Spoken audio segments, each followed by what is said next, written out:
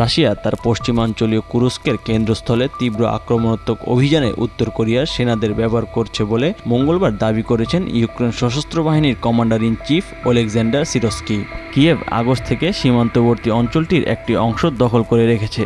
সেই সময় তারা একটি অপ্রত্যাশিত আন্তঃসীমান্ত অভিযান চালিয়ে রুশ ভূখণ্ড দখল করেছিল। অন্যদিকে ইউক্রেন, যুক্তরাষ্ট্র ও দক্ষিণ কোরিয়ার গোয়েন্দা সংস্থাগুলো জানিয়েছে পিয়ংইয়ং প্রায় 10,000 সেনা সদস্য রাশিয়ায় পাঠিয়েছে রুশ সেনাদের সঙ্গে লড়াইয়ে যোগ দিতে।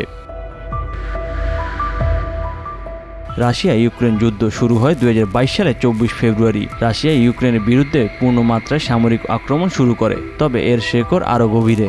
কারণ রাশিয়া 2014 সালে ক্রিমিয়া দখল করে এবং ডনবাস অঞ্চলে বিদ্রোহ সমর্থন দেয়। ইউক্রেনীয় সামরিক বাহিনীর মধ্যে 2023 সালের মধ্যে প্রায় 70,000 থেকে 1 লক্ষ সৈন্য নিহত হতে পারে। জাতিসংঘের তথ্য অনুযায়ী 2023 সালের মধ্যে প্রায় 10,000-এর বেশি বেসামরিক মানুষ নিহত হয়েছে, তবে প্রকৃত সংখ্যা আরও বেশি হতে পারে। ইউক্রেনের দাবি অনুযায়ী রাশিয়ার প্রায় 1,50,000-এর বেশি সৈন্য নিহত বা আহত হয়েছে। রাশিয়া সরকার মূলত সঠিক সংখ্যা প্রকাশ করতে চায় না, তবে পশ্চিমা গোয়েন্দা সংস্থার তথ্য অনুযায়ী এই সংখ্যা 50,000 থেকে 1 লক্ষর মতো হতে পারে। রাশিয়ার অভ্যন্তরে বেসামরিক ক্ষয়ক্ষতির সংখ্যা তুলনামূলক কম। যুদ্ধের কারণে লক্ষাধিক মানুষ বাস্তুচ্যুত হয়েছে। ইউক্রেন থেকে প্রায় 8 মিলিয়ন মানুষ শরণার্থী হয়েছে।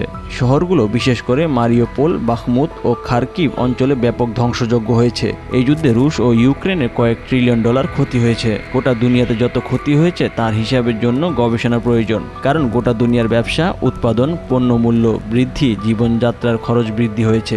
দীর্ঘমেয়াদী এই যুদ্ধের শেষ কোথায় জানে না কেউ।